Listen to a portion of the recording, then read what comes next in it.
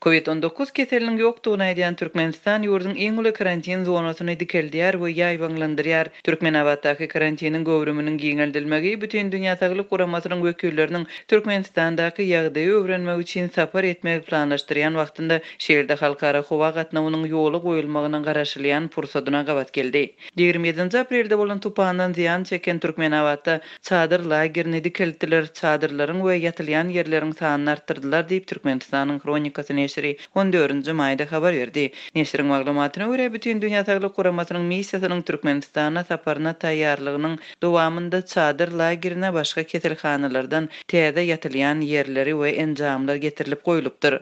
Türkmenawatdaky karantiniň ýaýbanlanýanlygyny we hastalaryň köpelmegine garaşylýanlygyny Azatlygyň Liwap vilayatynyň saglygy saklaýyş edaralaryndäki çeşmeleri hem 14-nji maýda habar beripdi. 25-nji maýda karantina 1,5 müň adamyň gelmegine garaşylýar. Häzir gyssaly taýýarlyk görülýär. Munyň üçin köp sanly harby çadyrlary dikerler diýip ygtybarly yerli çeşmelerimiziň biri 14-nji maýda habar berip, häzir karantinda 47 adamyň saklanýanlygyny, olaryň esasan ýük uçurlaryň sürüjileri we texniki işgärlerdigini bellidi. Türkmenawadyň ýokunç keseller hastakanasynyň giňişliginde ýerleşýän bu karantin fevral aýynda koronawirusyň dünýäde güýçli depkinde ýaýrap başlan wagtynda dörelipdi. Bu ýerde saklanan adamlaryň resmi sany elýeterli däl. Azatlyň habarçylary bu ýerde 500 golay adamyň saklananlygyny, olaryň köpüsiniň daşarda dikilen çadyrlarda ýerleşdirilenligini anyklapdy. 1 aprelde Türkmenistanyň kronikasy neşri Türkmenawatdaky karantiniň içindäki ýagdaýy görkezýän videony paýlaşypdy.